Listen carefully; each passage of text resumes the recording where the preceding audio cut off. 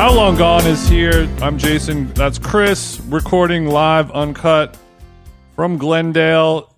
Kind of the ashes of the GQ Man of the Year party are starting to finally settle. I just got my windows tinted for an early Christmas present this weekend. Jason thinks he's more important than he is, and he shouldn't be recognized when he's going to a Whole Foods in the suburbs, but I'm glad that you're worried about those thugs running up on you.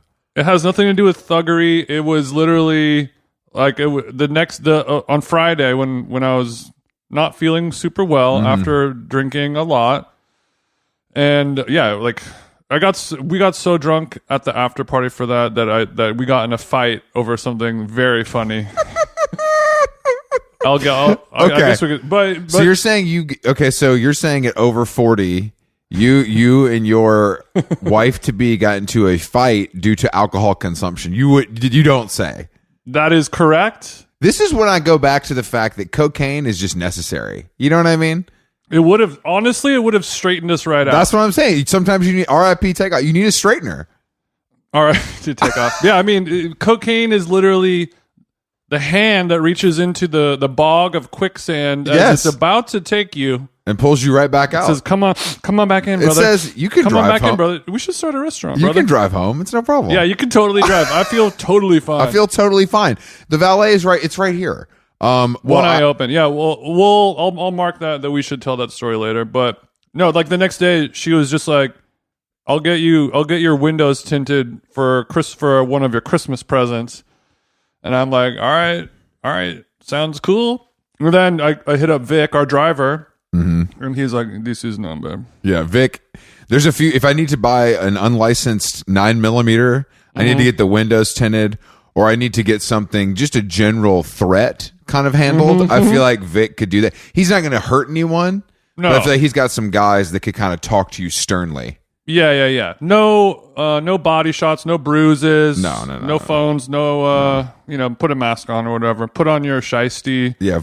Put on my Bodhi balaclava X Dover Street Comme des Garçons balaclava is now anytime I see people wearing those in the like post-COVID society, I'm just like, oh, this is a robber. It doesn't like now. Well, not in a post-COVID society. In all societies, for years, this is a bit that I've worked on forever. That has no thing. Like nobody has bought a ski mask for skiing since 1978. It's like spray paint. Like one person a year buys spray paint for a non-graffiti. I mean, application. you're not associating with quite as many ski and snowboard enthusiasts as I am. Yeah, where that could come into play.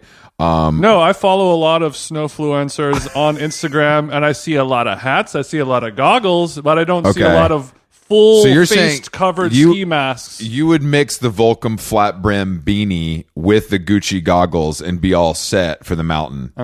Okay, so you don't need... I mean, I understand that. I'm just saying that, they're for doing crime, but I'm saying we went through a phase where everyone was covering their face in unfortunately creative ways that were...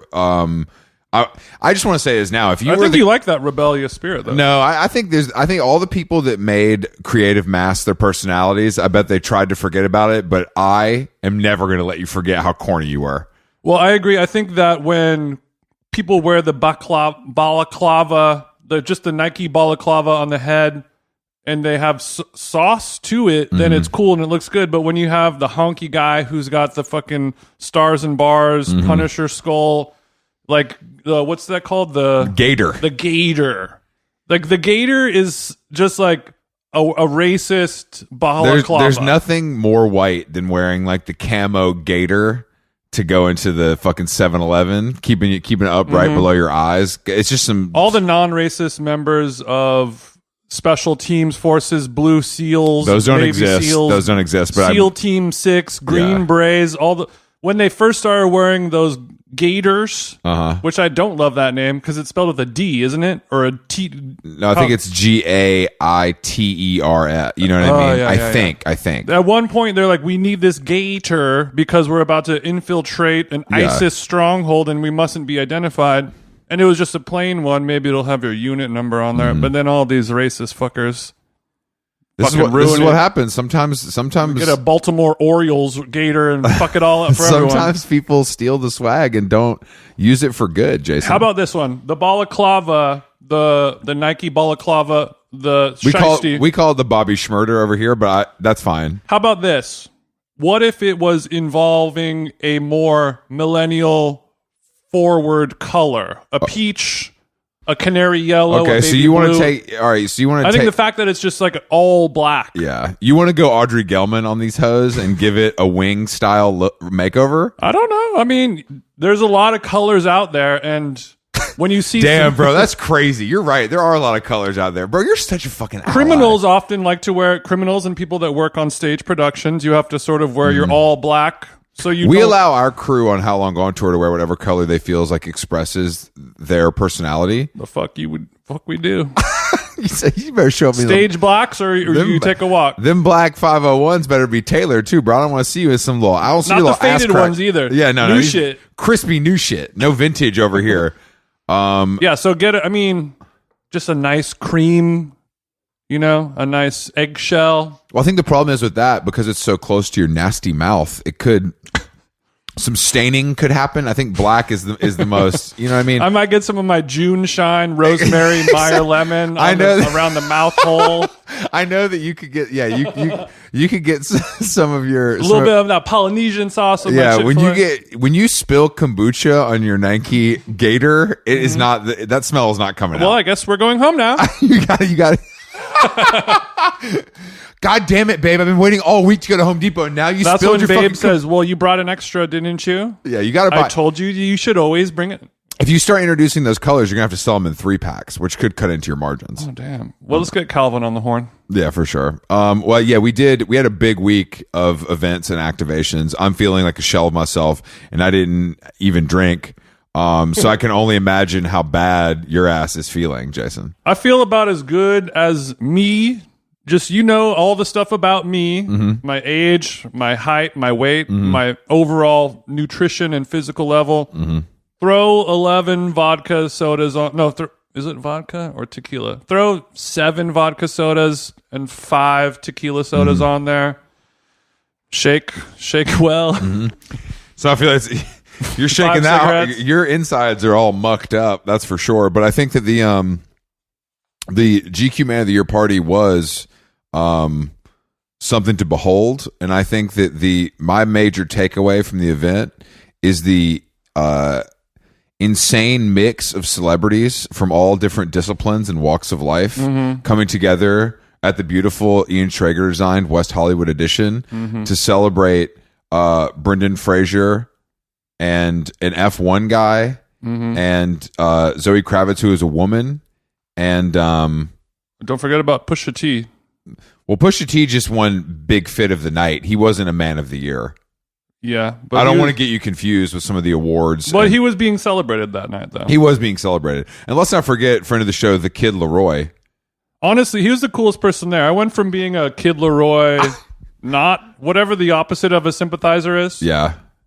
To being like, okay, you're the only person at this party who I like. The Kid Laroi in full Balenciaga playing acoustic to a room of people who didn't care and pulling it off is tough. And he had good. Honey in his voice. He sounded good. Fucker. I mean, that's what happens when you're a 19-year-old Australian, and your chick's got 5 million followers on TikTok. Life is good. We went out to go smoke a cig while they were in the backstage, ready to go on, which was just the sidewalk on Sunset Boulevard, and we didn't know who they were. I was like, I've seen these. Oh, I know who he was. It was him. It was Kerwin. Our boy Kerwin, friend of the show, Kerwin, big Adidas. Another Frost. person who I went from being a Kerwin hater, not a hater, but just like really. I feel like did he get canceled or something like that? Did he touch some chick? I don't know, but whatever. That is in the past, and he's fallen into my good graces. I'm a Kerwin fan now. I unfortunately will still make fun of everything he makes, but also I am a fan. It's confusing for me. But the Kid Laroi, and then he had a guitar player who's one of those kind of like guys that I recognize because he looks stupid, but then it's also I think he's dating or did date like Addison Rae, So he's doing pretty well for himself considering he looks like a like. He He looks like a 13-year-old goth daughter. He looks like a 13-year-old goth daughter, but he also looks like he found out about Kurt Cobain 6 months ago and was just like, bro, I need a mohair cardigan with a hole in it. Stat. You know? But they sounded fucking good. I got to give it to them. They sounded great. And that's good. an almost impossible, kind of setting for a performer to do a good job in. Yeah. It's no one is paying attention to you. You're not loud enough because you have to do it. You can't bring your whole band because no one's going to pay you that much and there's not enough space. So it's a very difficult thing to pull off. And I have to give a shout. Kid Laroi wearing full Balenciaga looked like it was 14 sizes too big for his little ass. It worked perfectly. He looked good. He looked cool. They were my best dressed at the party. Oh wow. I didn't think about my best dressed, but I was, who I was really okay. So nobody was dressed well at that party, including me. I mean, I think no offense to everyone there. No, I think people overall looked cool. I just think that there's no like when it goes that route, I think it's just like wear a Chloe suit. Bailey. I think you should just wear a suit and look nice. Yeah. And I think unfortunately people try to get creative, and that's when Terry Crews pulls out the cream overcoat with the hunter turtleneck. Yeah, exactly. It. Like honestly, when I saw Will post the picture of the 4 guys that work at GQ, I was like, damn, these guys actually look the best because they're just wearing different versions of suits that fit them well. They're not trying to wear a fur. Yeah, or Sam Hines always going to be the best dressed person. That's the problem. That's the problem. But so Jason and I were able to walk the red carpet, and we were directly behind friend of the show Travis Barker and his beautiful blushing bride Kourtney Kardashian. They almost smiled once. But what we saw that maybe you guys didn't get to see at home following along on Instagram or GQ.com is that Travis walked the red carpet in a jacket that had a train, a long train. Oh yeah, it was 6-footer. The kind of thing that if Jason and I were friends with him, we would have picked it up in a joking way and walked down the red carpet, and that photo would have gone viral. Since we're not friends with him, if I did kind of go down to try and lift up the train as a friend or as a joke, I'm assuming a sniper on the roof of the Sofitel would put a red dot on me. Kourtney's security would have pistol whipped you and kind of dragged you out of there, and we wouldn't have gotten our photo taken. But you told me that you found out that this look of Travis's had a name. Well, someone sent me a DM. I don't remember. I got a lot of them, but it was a friend of the show or a listener, and they just replied to because I posted a picture of kind of the back of his head zoomed in. Yeah. And it looked like it was just this big giant fur coat and then this goofy head covered in tattoos like he's in a fucking lowrider club and not at the bro, the don't come for Palisades Mr. Cartoon Gelsons. like that, bro. Do not do that. No, I'm saying it looks Dr. Wu listens to this show. Travis's head would look normal on Mr. Cartoon, or anybody who has those things, not a white guy from Fresno. Bro, who he still has $5 more billion. 64 Impalas that can jump than you do. That's a good point, but it's stolen Cholo valor. 100% stolen Cholin valor. And all Edgar's assemble. Take his little ass down. His last name is Barker. No, Travis. Barker. And you know who else was with him? His son Landon was walking the carpet. Little twink. He looked cute. He was the hottest chick there. He looked good. Well, yeah. So I took a picture of that, and he had blah blah blah, and then somebody replied to that story, and they just said Travalanche. And I was like, I hope you're referring to this is the train that he's wearing. Yeah, it's a Travalanche. It's a black diamond mountain of fur that kind of cascades down to the floor of the Edition Hotel. So it was us, third Mike, 5 Foreign. He said, so it was Travis and Kourtney, 5 me, Jason, Kazzy David, Rachel Sennett. That's the line. And Fabio's first AD. Yeah. Fabio's team was there. Fabio is now bidding to be. He said he wanted to be the third best friend in this crew. Was his exact words to me. I love seeing every time we see Fabio Foreign. I feel like it's like the rule of threes. I've seen him out twice already, and the third time he will actually remember me.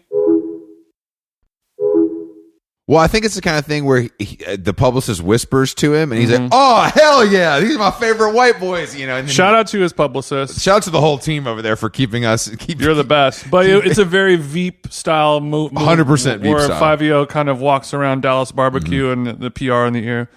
That's Secretary of State. 100% Veep body man, but yeah. And then once inside, though, the party is, it really is everyone. Well, let's not skip all the red carpet stuff, Chris. Oh, I'm sorry. I didn't mean to keep moving. When you approach the check-in desk, they give you a black card or a white card. And the black card means you're welcome. This is a yin and yang situation. You're welcome to please enjoy the party, the open bar, and there are some our friends over at Smart Water. Of course, they did a great job providing hydration to the whole crowd. Thank you to Jennifer Aniston and her whole team for kind of keeping me hydrated. Yeah, and you can kind of go to all the areas inside the party that you kind of want to if you have the black card. But there's one area you can't go to if you're given the cursed black card. If you have the white card, then you're allowed to walk the red carpet. I wouldn't say allowed. I would say invited to. I think is a nicer way to put it. With open arms. With open arms. Please come through until you meet the security guards guarding that.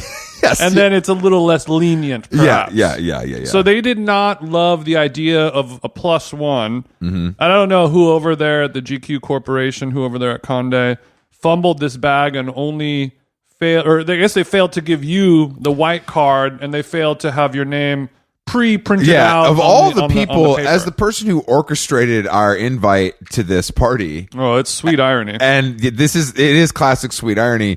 I was unfortunately not invited to touch the black carpet in my Tom Brown cut off black tie look. And your clam diggers. And we just decided and we tried to explain to them and they're like, yeah, sorry. And it's like, I was a little less spirited in that because I was already kind of holding the I only tried once. I was like, I think there's a mistake. It's like when you go to the Delta and you have first class and your chick does it. Yeah, you're like, is there anything we can do? No? Okay. All right, we tried. I tried, baby. I'm sorry. It's after 9/11, what can you really do? They said it's not possible. They said take off your shoes, and so, but make those 3 bags. We need those to be 2. But I was determined to do this with Jason. So we walked up and the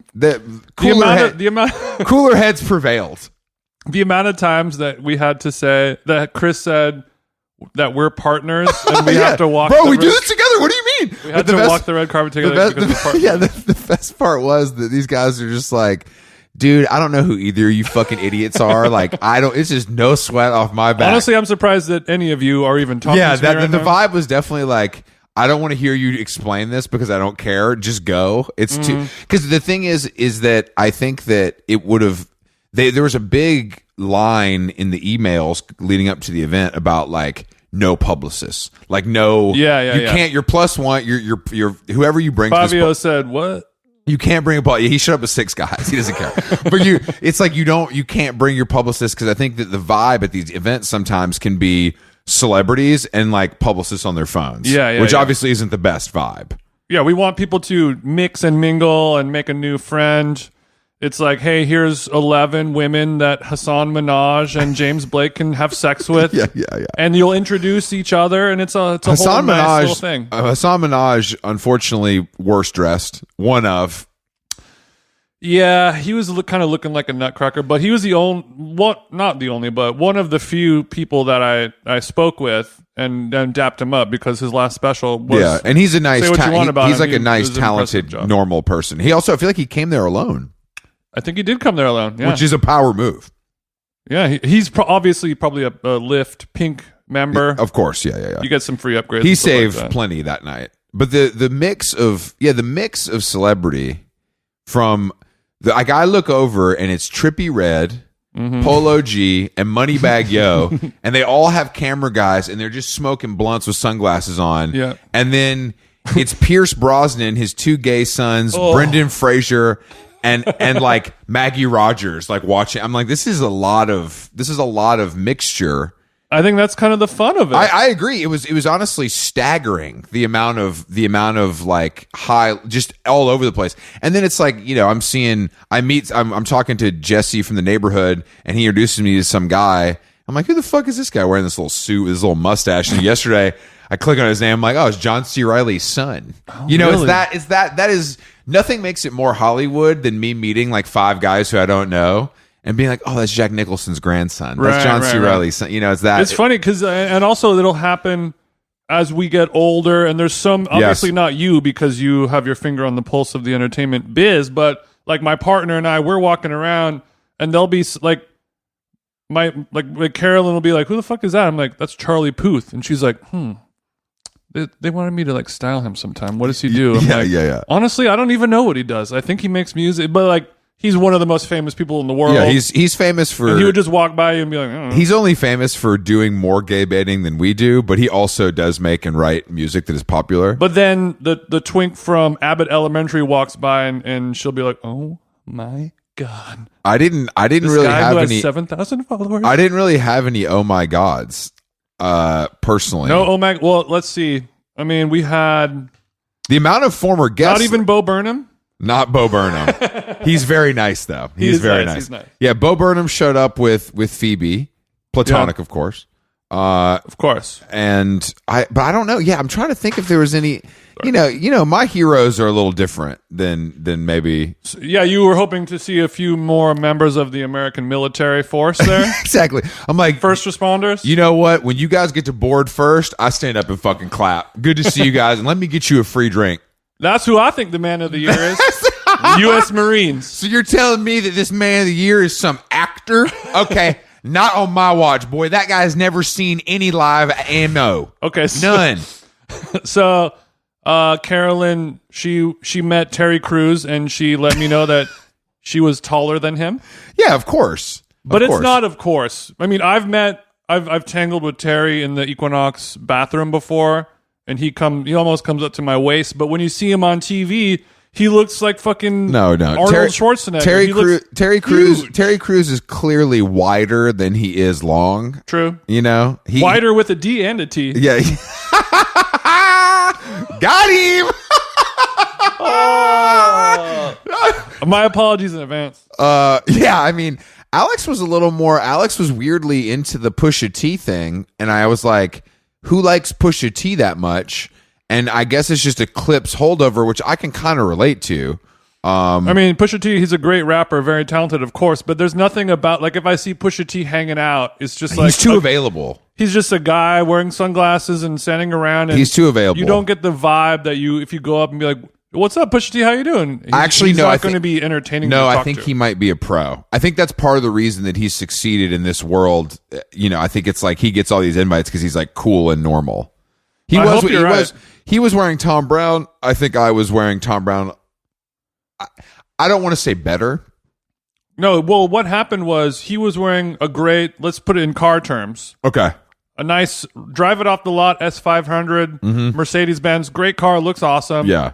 But you're like, okay, it's off the rack. Yeah. But there's not, if we're going to get hardest fit of the night, I want to see a little more. So you're saying that maybe I took it West Coast Customs. You definitely did an extra step of making your own flavor, cutting off the shorts. You know, it's a polar. My DMs, half the people are like, the fuck? And the other half are like, he low-key freaked it. You know, like, at least you're doing something, accessorizing with some crazy things. You know, the eye is drawn to it and not just like, I'm wearing a black suit. Yeah, I think he looked good. Like, he looked great. Of course like, he it fit good. him well, you know. But I did... The story of the Tom Brown is great because they sent me both a pair of tailored pants ready to go and a pair of unhemmed pants that they said, chop them. So I had the option, and I went to Mr. Kim, our tailor over at La Brea Cleaner. Shout out to Mr. Kim. And the confusion on his face when I was like, cut these off. Right. Like, I tried them on. I was like, all right, cut them off right here. And he's like, and as any tailor, he brings out the big shears check. And then he clips, and I'm like, all right, bet, bro, thank you. And he's like, what? We're done? Give me $10. I was like, okay, we're good. He like went to go over to the sewing machine. I'm like, no, bro, we're finished. They cut up. I mean, put yourself in his shoes. Agreed.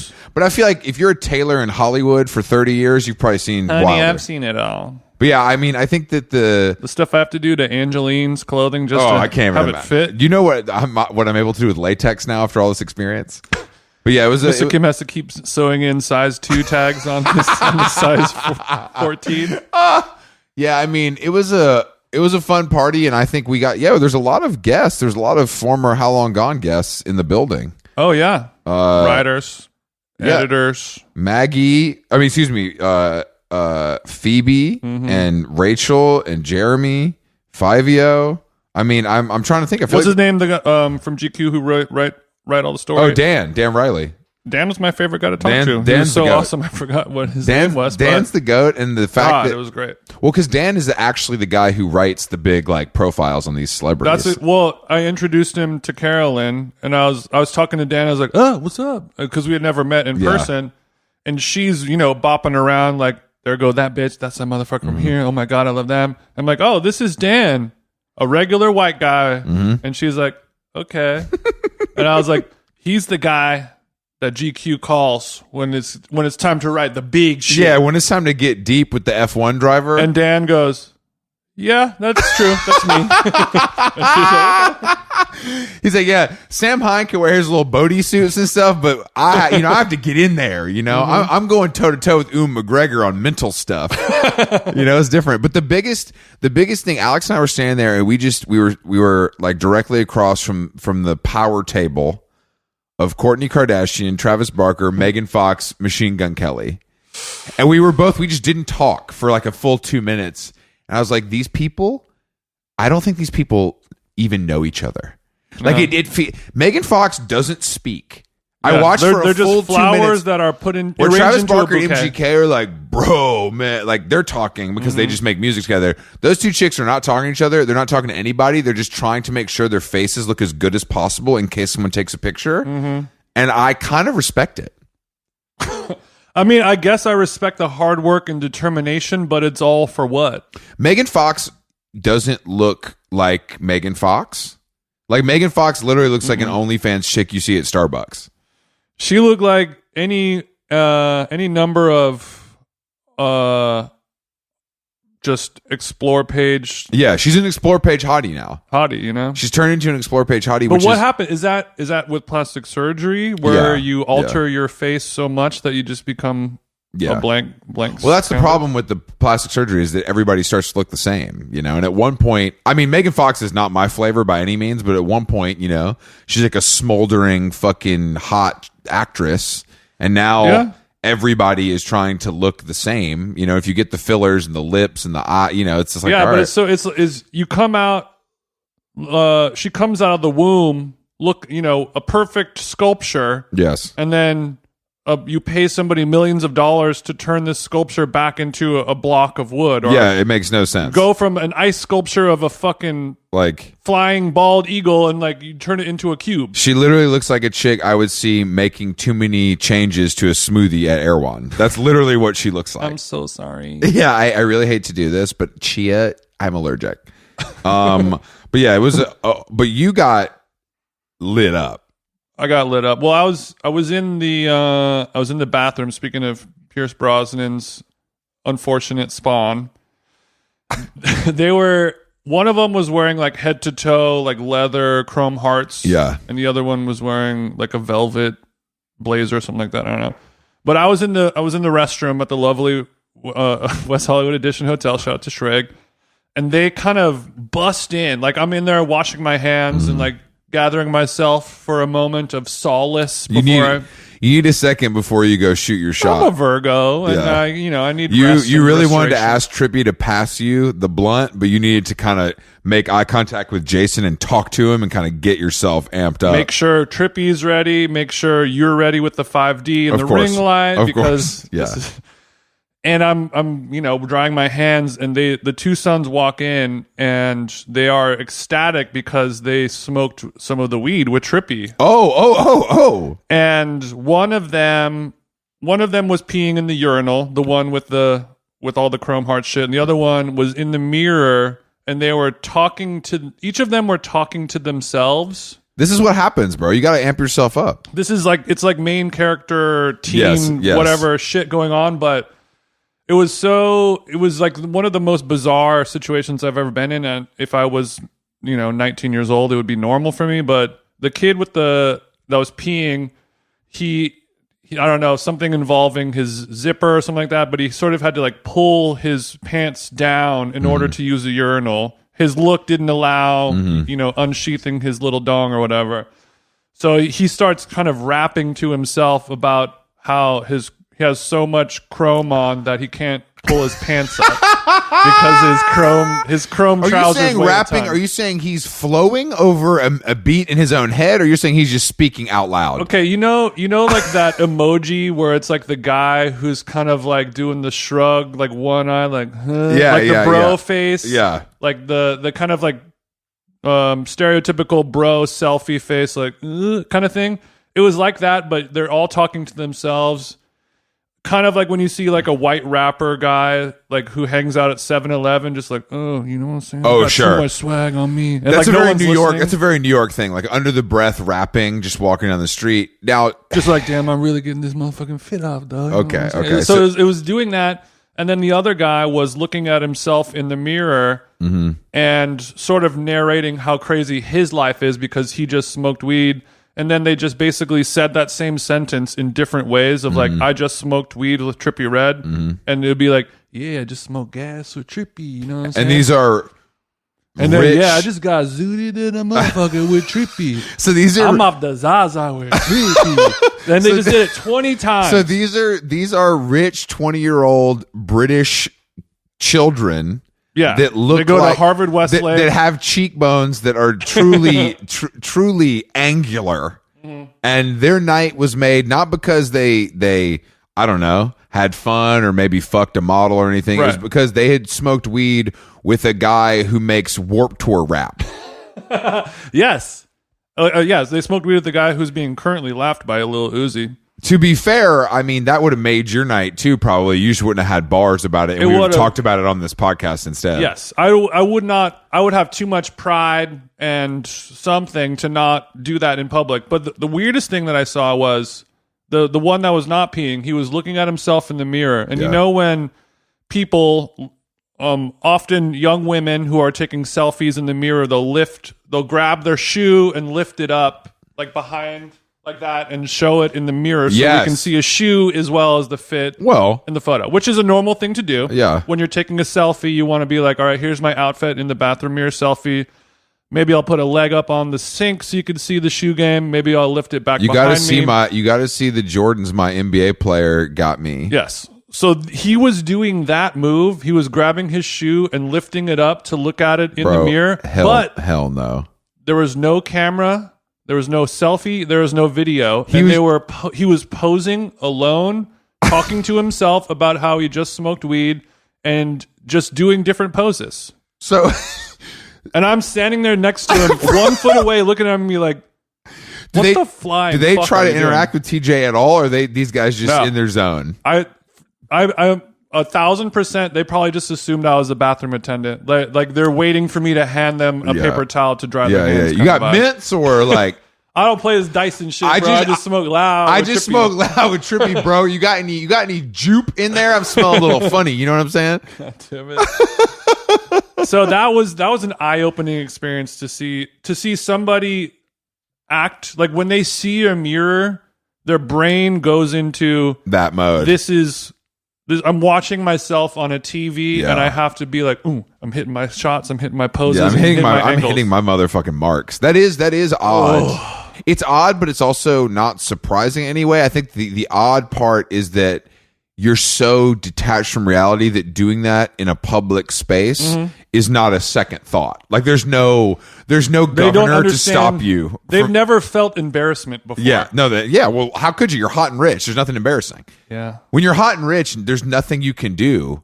I mean, one day that little fucker is gonna like wake up and he would like shit his pants or something like that, and he won't know what to do. Yeah, he will. He'll ring the bell, and the attendant will come up and kind of clean his nappy, and then he'll be able to hop in the marble bath, and he'll be back in it.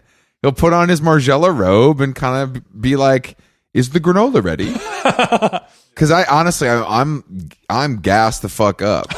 You're gassed the fuck out. I'm gassed the fuck out. Yeah, that's how bad my mental is. Well, you want to know how bad my mental is? Yesterday, I woke up and said, "What time are we recording?" And you're like, "Bro, it's not. It's not recording. You don't know what day it is." So I was so happy when I woke up yesterday, and my girlfriend told me that the day was different. I was like, "Oh fuck yeah, hell yeah, bro! I got another day of the weekend. This is sick." All right, let me tell you about the after party. Okay, so just to be clear, this isn't an after party. There was a competing event for Jean-Paul Gaultier going on at the hotel at the same time. I just wanted to, because it's strange that who would do that? Why would you do a party the same night as this other giant party? It's confusing. There was a zillion parties that night. Yeah, but there's the Baz Luhrmann birthday at Chateau. I mean, in the same building though, is you know. I guess that makes sense because I think somebody we know was trying to throw an event there, and they were like treating them a little bit like, we don't really care about you. And this friend of ours was like, I'm kind of doing you a favor doing a party at your little janky hotel or whatever. Turns out maybe it's the other way around. Yeah. It's like we're double booked for the Man of the Year party and the Gaultier party. But so you stayed. We left at midnight, maybe 12:30. Really? Yeah, we stayed pretty late. Oh God, I was having too much fun. I didn't chatting. That means that we stayed up much later than I realized. I think. Yeah, so there was the Gaultier party going on in the club area. We were in the restaurant area, and a friend of mine from a long time ago, he works there, and he was sort of walking around the GQ party, sort of hand selecting certain people. This thing's winding down. Come over here. Not unlike how certain people get a white card and a black card. Sure. Certain people from that event were allowed to go down to this Gaultier party where the guest of honor was not Jean-Paul, but in fact Dua Lipa. Yeah. And how does a fellow like me say no to that? Now, my question is, did you meet her, talk to her, any sort of interaction, or did you merely stand in her presence and bask? So we walked in, Doja Cat ass was playing pool, and I was like, this is going to be a good party. Was Doja throwing that thing back while hitting the 8-ball in the corner pocket? Yeah, she was looking pretty good. No cut. Dua was there, chilling with no makeup on. Mm-hmm. She looked great, of course. I did not talk to her, which I did not even attempt to. Was there a man around? She had a little harem of folks, but it didn't seem like there was a romantic interest. They're all gay. Yeah, and Dua Lipa doesn't hang out with guys that aren't gay unless she fucking is my guess. 1,000%. And there were sort of some people in the crowd that would sort of work up enough nerve to be like, oh my God, I'm so sorry I never do this, but I just have to talk to you for like 5 minutes or like 11 minutes. And she's very nice, but I didn't want to do any of that. Did my elbow touch her elbow? Who's to say? I did brush past her in an unnecessary way. I could have walked around, but I kind of decided to go through. Stop pushing me into Dua, you guys. Stop pushing me. The crowd is so crazy. But there was a DJ playing usually pretty good music. He was playing like some like turned up tropical Rosalia, just like gnarly shit. So it was fun to dance, and then he'd play a bad song and then it'd stop. But how my fiance and I got into a fight and left. This is what I wanted to get to, and I had forgotten, unfortunately, until now. So you guys are drunk as hell, which is usually leads to a fight if it's late night. Sure. And you we don't have anything to straighten us out. You went to the wrong drive-through, and she's fucking pissed off. So what Del Taco isn't the issue now. What is? This is the issue. We were hanging out, and there was a guy that I had talked to at a few times throughout the party, just like, oh, hey, what's up? It's like tight quarters. You walk past somebody a bunch of times and maybe you'll make a comment or whoever it may be. Sure. We ran into a couple people from White Lotus, and my girlfriend was like, oh my God, I'm sorry. I just have to tell you, you guys are so amazing right now. And they're like, oh my God, thank you so much. You're so sweet. What's your name? Blah, blah. I had a moment with this guy a few times, and he's the guy who plays Magic Johnson on the show, on the Lakers HBO show, Winning Time. First of all, this is only funny because you're the only person I know on earth who watched this show and kept telling me how good it was. So for you to bill with this guy, I'd be like, who the fuck is this? Like, I don't know who this guy is. Well, here's the thing. I talked to him 3 or 4 times and didn't even realize who it was. Oh, okay. So I just thought it was just like, you're just one of the countless people here who has a cool actor job, and I've never seen the weird show you're on or whatever. Turns out I have seen the weird show he's on a bunch of times, but I've only seen him wearing like like 1979 style clothing. Sure. So when he's in his Burberry tux, you don't recognize him, and he's not passing you a drink or anything. So you know that he's there to party. If I didn't have 11 tequilas in me, then I would have been like, oh, there goes that motherfucker. I love your work, blah, blah, blah. So he was just building with you on some like, we're at the same party. Yes. We're meant to be here. We can chat. Yeah. The same way that I'll talk to an editor or a writer or a whatever PR person, like, hey, blah, blah, blah. We're having a chit chat, whatever. We're in the club and we're dancing, and then I tell Carolyn, like, wait a minute, this guy that I've talked to a few times already tonight, that's the fucking guy who plays Magic Johnson on Winning Time, HBO's Winning Time. Which Winning Time, again, no one watched it, but it seems like Magic Johnson's probably a big character. He is sort of it's him and Adrian Brody are kind of the two main guys, I would say. But yeah, he's the star player. I don't like where this is going. Once you bring up Brody, I don't like where this is going. Thank God it doesn't involve Brody. So I'm telling Carolyn, like, that's that motherfucker from Winning Time, blah, blah, blah. I've talked to him a bunch of times tonight. I got to go over and be like, oh shit, I didn't realize this was you. You're my fam. I go over and she's like, don't do that. I'm going to do that. Because she loves Winning Time and she loves this guy in a way that's different than I might be a fan. Sure, I can understand the love being a little different. Very handsome guy. Of course. Tall. He has to play a professional basketball player. Sure. So it's like once again, the better version of TJ almost, some would say. In many ways. Aside from the HIV. Yeah. Aside from the that's fake the only HIV. place I've got him beat. He's got the movie theaters and all that stuff. But so I go over there. We spend, let's say 90 seconds. I don't want to take up his time, but I was like, oh my God, I had no idea this was you. I'm a big fan of the show. You did such a great job. You did an amazing job playing this specific person. I actually live around the corner from Jerry West's son. He mentioned that he thinks the show is a nightmare and he's trying to sue you guys, blah, blah, blah. Anyway, that's what we have in common. I just wanted to say what's up, big fan. Keep doing your thing, dapping him up, and we're back on the dance floor listening to Chicken Teriyaki. Yeah, of course. I'm going about my business. Your night has moved on. And then my bitch says, "My turn now." And it sort of turns into, in her mind, it was a competition. Well, I'm just gonna say, based on what I've heard so far, that she's going to win this competition, and hopefully she doesn't win it too well. In lies our problem. So I did not know that it was a competition. But I mean, if the competition is like doing a good job at telling somebody whose work you admire that they did a great job, get in and get out. I'm thinking this competition's a little different than that, though, maybe. She's in the club, and her hoe mind goes back to hoe times. And it's like, I see a famous hot celebrity in the club, and it's a competition, and I'm going to win. Sure. And you're like, I wasn't even trying to suck. Like, I was just telling this guy I liked his little TV show. That's your chick.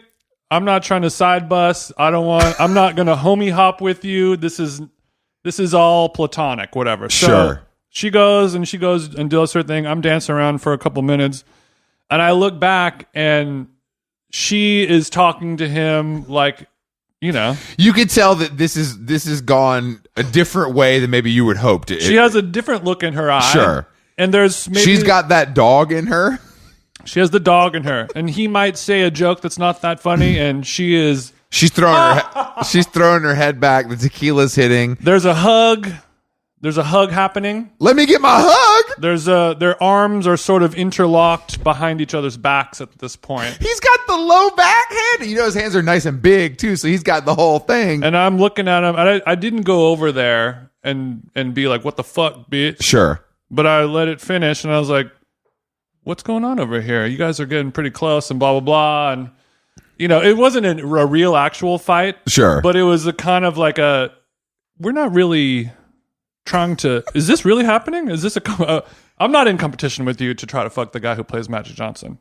She wasn't actually trying to have sex with him, but she was like, you thought you were going to get this one, but you ain't getting this one. Sure. So she won. So in a shocking turn of events, a hot drunk chick was able to gain the affection of a male actor at a party better than you could. Yes.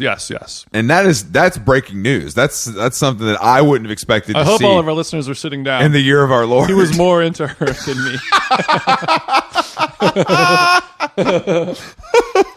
So she won. Okay. And have you gotten kind of paid back for this misbehavior? No. Interesting. So there's not a fresh plate of cookies steaming, or maybe like your laundry's folded extra nice or something? She did tint my windows the very next day, 12 hours from then. See, that's what I like about Carolyn. She throws money at the problem just like I would. She's like, he doesn't want some little home love shit. He don't want a toppy. He wants windows tinted. But also, she doesn't remember any of this, Of course, but I'm sure you were able to. I'm sure you were able to tell her in detail. I may have remound her. You're like, hold on, let me pull up my notes app. I have some timestamps. Where were you at 2:17 a.m. on Thursday? I guess it'd be Friday morning. Technically, Friday morning. My records show something different, actually. Yeah, actually, no, I witnessed the litness, and I must say that's different. Oh, I love that. So, damn, that's so funny. So dude. now we're recovered. Yeah, on Friday, what did we do? We went to Stussy Drees. Oh yeah, Stussy Drees at the Stussy Drees store. What a tantalizing collection of denim jackets that have airbrush mushroom on them. You don't understand the Belgian take on California streetwear, and I don't expect you to. I understand California streetwear. You do. I don't understand Belgium that much. No, I understand. I mean, who does? It's kind of that. But I was able to build. Emil is the only one. Yeah, he's the only one. We got to build with the homies over there, and Jason was able to. I saw Hamish, my shooter, and Jason had a taco, and then we went to Gigi's for a late night, a little 9 p.m. dinner. That's how fucked up our week was. Chris Black made a reservation at a restaurant for 9 p.m. I know, because it was the only way to do it. And it had nothing to do with like an iCal time zone thing where he thought it was 6 or 4:45, which is his normal dining time. No. It was so we went, and Nomi was doing a talk with an artist at Karma. Don't bro me if you don't know me. So we went to that. Then we met you at Stussy Drees, and then we had to go to the new pub, the clap opening, and between that there was a window for dinner, and that was the window we had to take. Bro, I pulled up to the chap. I said, bartender, pour me up a fat Guinness pint, and he did, and it was a solid Guinness. And there was a cover band. This is like a giant British pub in the middle of Hollywood, and it had a cover band that featured a member of Dropkick Murphys. That's true. That makes perfect sense. Sebastian, our friend Sebastian, who's in charge of it, got Jason a pint, and then we stood there and watched. It's just so crazy how Hollywood works. Like I've only lived here. I mean, I've been coming here for a long time, and I've been to many Hollywood nightclub establishments with you and other friends. The fact that I was seeing people that I recognize as just like, damn, you are still in the fucking club, bitch. You look 150 years old. How are you still? That's what people say about me. How are you still doing this? Like giving hugs to promoters. I'm like, damn, this is dark. No, I never did I feel so happy that I live in suburbia in Glendale, where I'm sort of removed. And I want to say, this shit was lit. It was lit. Popping. They did an amazing job with the space. No, it was just Evan lit. Funky did the food menu. What? Mushy peas, fish and chips. I get the haggis. I get the haggis from Big Dog. You get the haggis from Big Dog. What do you think? What do you think Funky's beans taste like, though? His baked beans. Yeah. What do you think Funky's beans? Yeah, I love Funky. Could you imagine him waking up at 6 a.m.? I gotta go do a brunch shift, beans on toast, in Hollywood and Cahuenga. God, sorry, babe. I got to do a proper fry up before I hit the pasta station tonight at Mother Wolf. So. I have a feeling, I don't know if he's doing beans from scratch. If he is, I commend you. Mm-hmm. But you can't really do anything better than a Heinz 57. So the real tea on the chap, though, is that they got it open in time for the cursed World Cup that I know a lot of you nerds like to watch. But I've been told by a friend of the show, Rory Phillips, that they have booked an Oasis cover band for Friday, England versus USA, which... honestly, I might have to go check out. Let's go. It should be fun. Oh, yeah. I'm going to be out of town. Never mind. It should be fun. I'll be sampling Malbecs in the Napa Valley. Yeah, that's good. Good for you. That sounds. Damn, that would be sick. I know it's a great idea. Just go to a Hollywood nightclub on a Friday night, Thanksgiving weekend. It's going to be super, dude. That's going to be insane, actually. Yeah, it's going to be insane. It's so smart. Do you know what time of day it's going to happen, though? Oh, good point. I hope it's not one of those. I love all my friends that post like the 6 a.m. Up for the footy Guinness at Cafe Select. You know, that's a common photo in my feed. I don't know what time. I can look into that. If it's but it's not going to be late. It'll obviously be middle of the day, most likely. In Qatar time. But then we ended the night. Oh yeah, at a very special. Can't talk about it. Oh, we can't. No. Oh, okay. No. That night never happened. I thought we just couldn't take pictures. No, we can't talk about it. Okay, that's fine. No, that's cool. I agree. But I was talking to Carolyn about it. Like, I love that in 2022, certain people who care about things like that made something, and everyone agrees that we don't talk about it. We don't photograph it. So it's like this little figment of our imaginations where you're like, did it even happen? And that's the coolest stuff. I agree. I was most fun I had all week. Most fun I had all week by far. Just sitting in a beep, doing beep. And shout out to our new friends in Gustav. Yeah. We got to get Gustav on the pod. Gustav's coming on the pod. They were really fun, and the music is good. Check them out if you haven't. Yeah, that's right. But speaking of World Cup, I was doing some research on reading on all the rules in Qatar. Or is it Qatar or Qatar? Or Qatar? Why were you doing that? Because, I don't know. It was just I was just watching like a FIFA documentary in the sauna. Oh, yeah, I know what you're talking about. It was just like, FIFA is the most corrupt organization in the entire world. They totally destroyed the whole business. I don't know. It was like less than 5 years ago or something like that. Like 2018, something like that. Fully exposed as this giant billionaire scandal operation, blah, blah, blah. And then here we are in 2022, and everyone's like, yeah, just keep doing it. We don't care. Like that part. No one gives a shit. No one gives a shit. But I was reading an article, and they're talking about how the ticket sales are low. The streets are empty. They've basically reorganized the entire infrastructure of the city, built hotels, widened streets, like upgraded airports and all that stuff. People are like, I'm gonna watch this on TV. I'm all set. Because and they're interviewing people that actually live there. Yeah. Like cab drivers, service workers. It's a lot of people that work in hotels and businesses and things like that.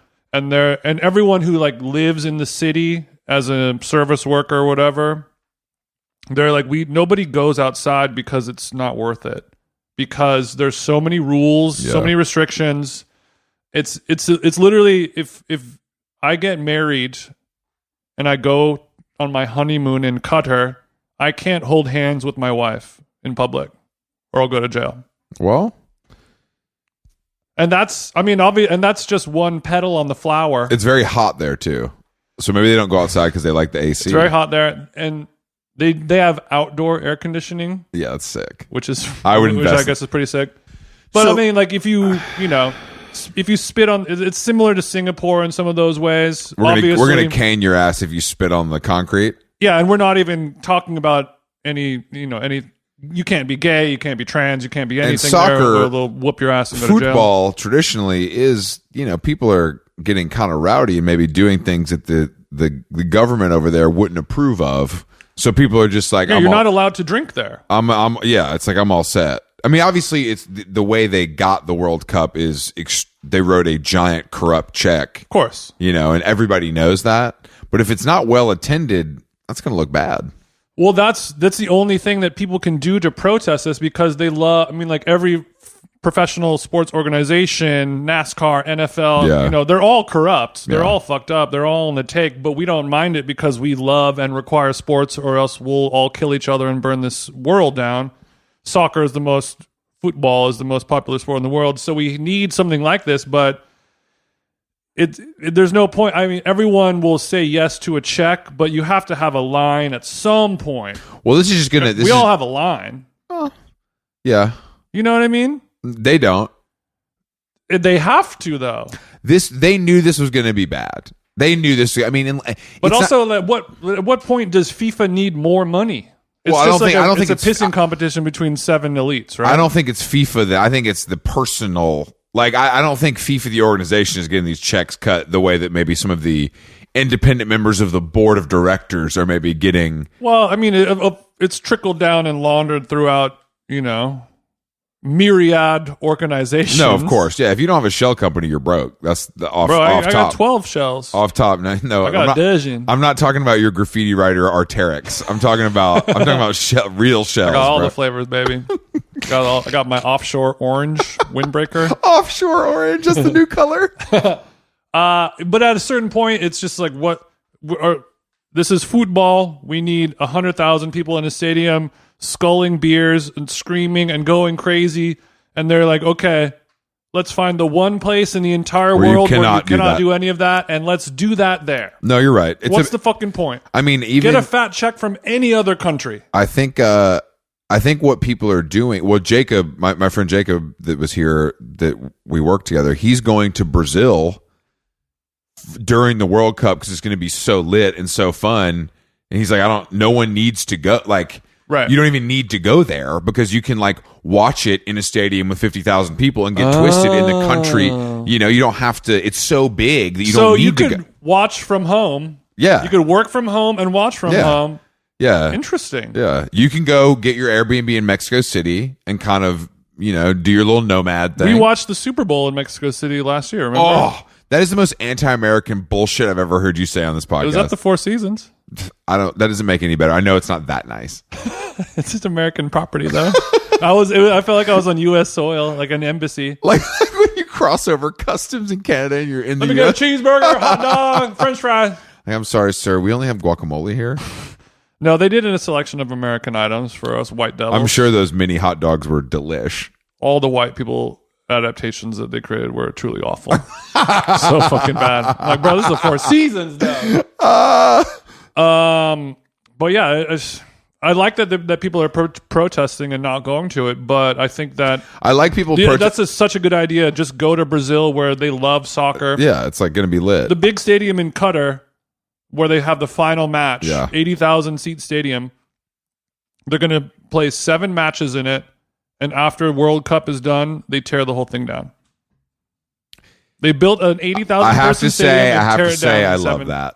I have to say, I love that. That's even if you create it out of recycled materials, it's still not. Yeah. How many thousands of people died making that? It's like building a pyramid. They pumped a lot of money into the local economy by hiring, I'm sure, local workers to build that. And I think that's kind of how you have to look at it, Jason, instead of your little negative attitude. Okay. There may have been migrant worker abuse there. I don't know. I don't know either, and that's why I'm not going to speak on that. And that's why I'm never going to go to Qatar. I'm sure it was on your list. Look, there's a lot of places where it's just a pile of dirt and tumbleweeds I can go to here in California. I don't need to go to Qatar. That's half of California. It's a beautiful state. Mm-hmm. I noticed that you saw Steve Jobs Birkenstocks were sold for $200,000. Yeah, and you were wondering who would pay for that. Yeah. I was off the edible and I was thinking that's a steal at $200,000. This sounds like this. It literally, this is worse than NFTs. Well, this is an NFT, if you ask me. Okay, so you tell me how these dirty Birkenstocks that need to be recorked and resold are. Which Beeples. I do have a great guy in Pasadena. How are they Beeples? Okay, so the way that time sort of compounds and moves exponentially. Okay, I'm out. In 25 years from now, will sort of be like the equivalent of 300 years from now. You know what I mean? Sure. Because of, yes, of course. So I feel like in 25 years or so, let's say 25 years, the way that technology and AI and machine learning and all this stuff will take over and sort of be our overlords, whether we like it or not or realize it or not. And Steve Jobs will sort of become kind of a god, because he's created, he created all of this. Yeah. So he's going to be a god. Let's say, no, he'll be Jesus Christ. Okay. I like all of this. So imagine in 2022 right now, Sure, okay, there was a museum that has Jesus Christ's Air Force Ones or whatever they were, the Christ ones. So you're saying that all right. So you're saying the Natural History Museum has the Christ ones. Yeah, they're cooked, of course. They're not mint. And so you're saying that the Steve Jobs is going to be exalted a la Christ. Yeah. And that this $200,000 investment will pay dividends because it'll be acquired by a museum or other private collection. Let's say it's 2022. Okay. And someone's like, "Oh, I found I was cleaning out my parents' garage, and I found Jesus Christ's shoes." Mm-hmm. How much would Jesus Christ's shoes cost in 2022? Well, first of all, it would be in the billions, right? Well, first of all, if he was wearing shoes, it would clearly be sandals. It was a different time. Let's say his footwear. So it's Jesus's Nike slides, and Jesus. So Jesus is Hugo Boss shower slippers that he got at TJ Maxx. So Jesus's Nike slides. Yeah, I mean, look, it would be in the billions, but I don't. Millions. I just think that maybe I agree with you that Steve Jobs is an important person to nerds.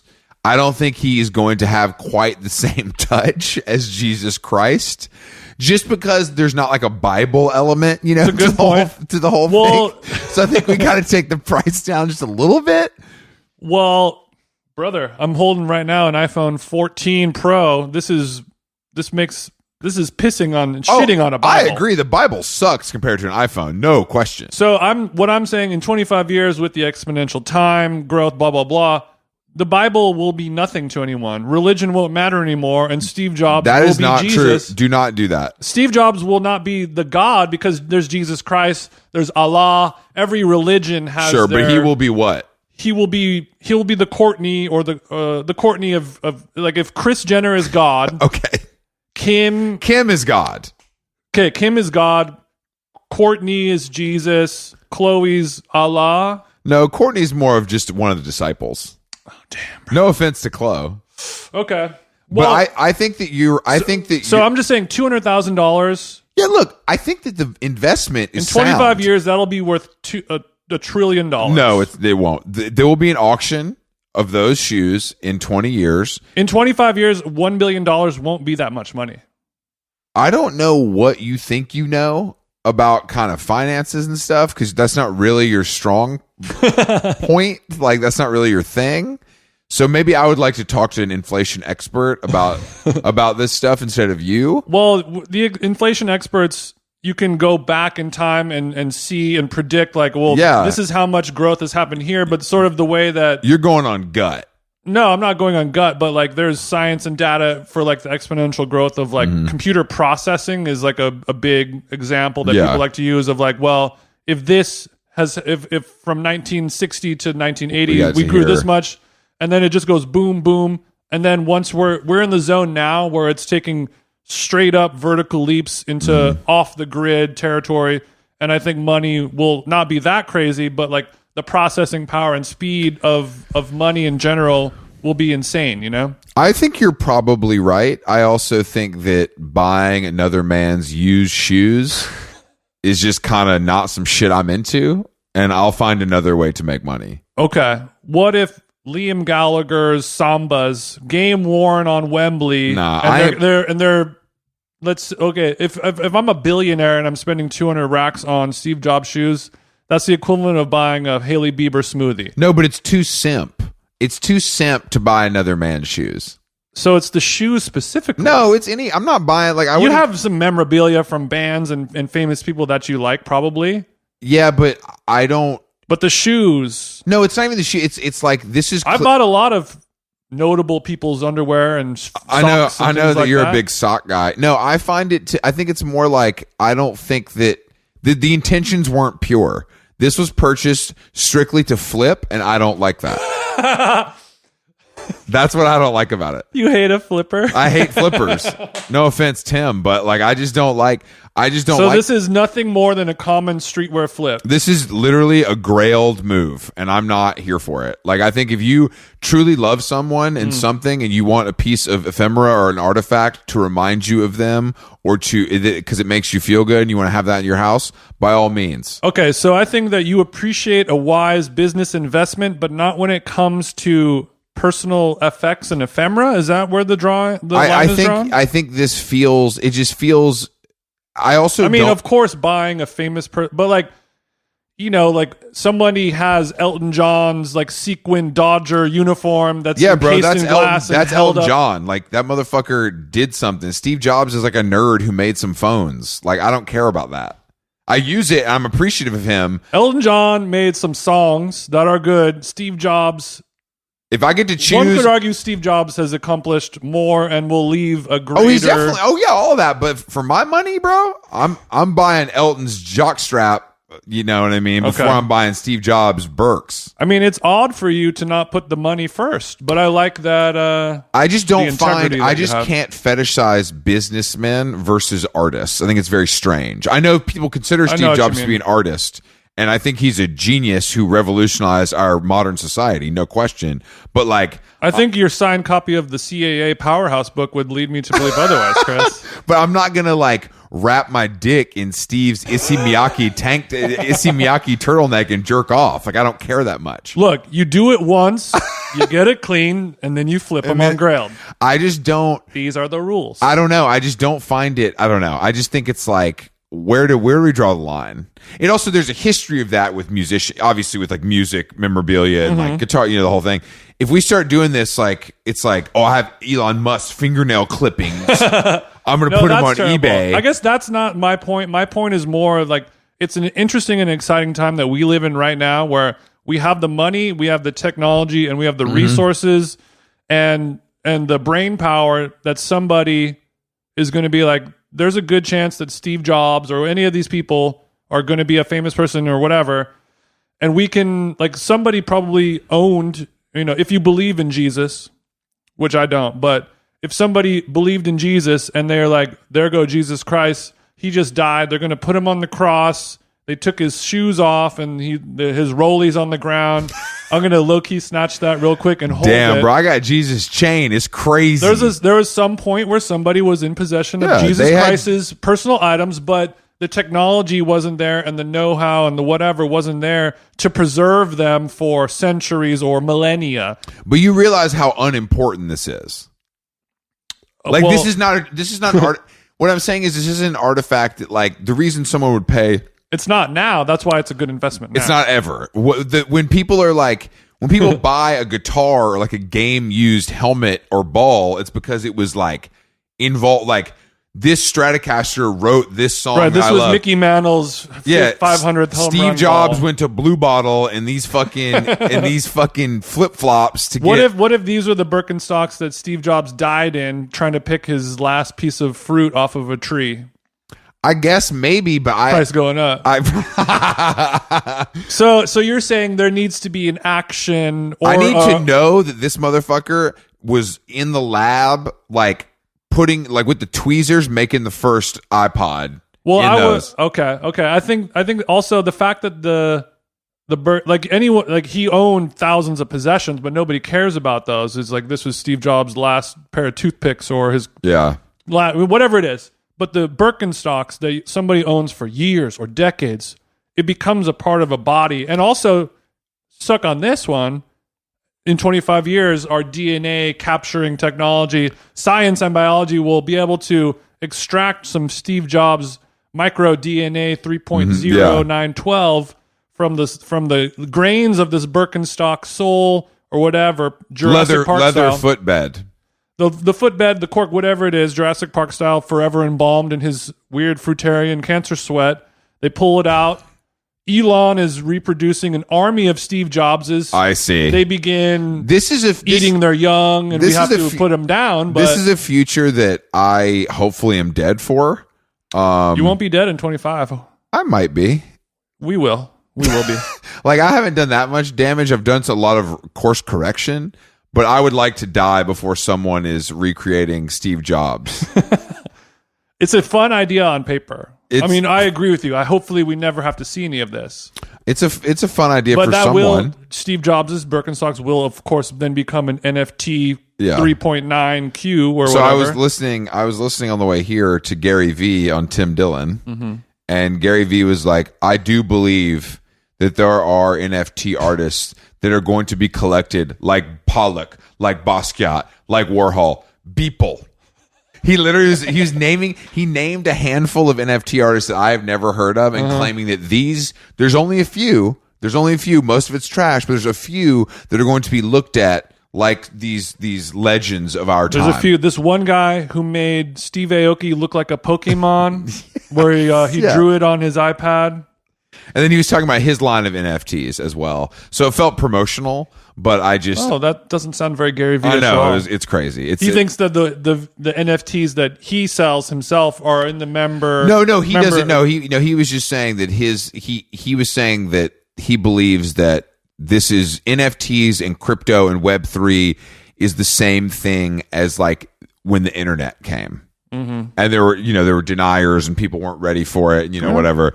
And I don't disagree with all of that. What? I don't disagree with all of that. I don't disagree. There's still a chance that it could become. I don't disagree with all of it either. But I mean, bro, a year ago, that's all anybody could talk about, like it was going to save the world, and now these guys are fucking living in their van because they went all in. It's still too early to tell on some fake shit they saw in a wallet on an app. I'm sure it's going to be fine. Like, it's all G, but like... That's why all this stuff is so fun to watch, because truly nobody knows. I mean, I guess. All right. Somebody was like, damn, bro, I invented AskJeeves.com. I invented Bing.com. It's about to shit on... Like, at one point, Bing.com was a better product than Google.com. Yeah. I remember that. Where are we at now? Now Google's the biggest company in the fucking world. I bet Bing guy walked off with a nice little check. It could have been a bigger check. Well, it always could be a bigger check. How long gone? We are we're back with more podcasts this week. Don't worry, we would never take Thanksgiving off because it's a fake holiday built in the backs of the Native American community. My people. And but we do want to say, I think we've said on the pod before, but just December 15th in Seattle at Madame Lou's, we are being joined by a friend of the show, comedian Andy Haynes. That's a mid-ticket alert. We have a medium amount of tickets sold. It will sell out, of course. It will sell out, of course. Andy is from Seattle, so we're going to give him a nice, healthy guest list if he does give me cash. Mm-hmm. And we'll figure it out. We'll get the room packed no matter the fuck what. But yeah, look, that's it. I'm exhausted. It's been a long week of socializing. Thank you guys for listening to this podcast. No one is going to give you this kind of on-the-ground party reporting like DJ Them Jeans and your friend Chris Black. Thank you guys. We love you.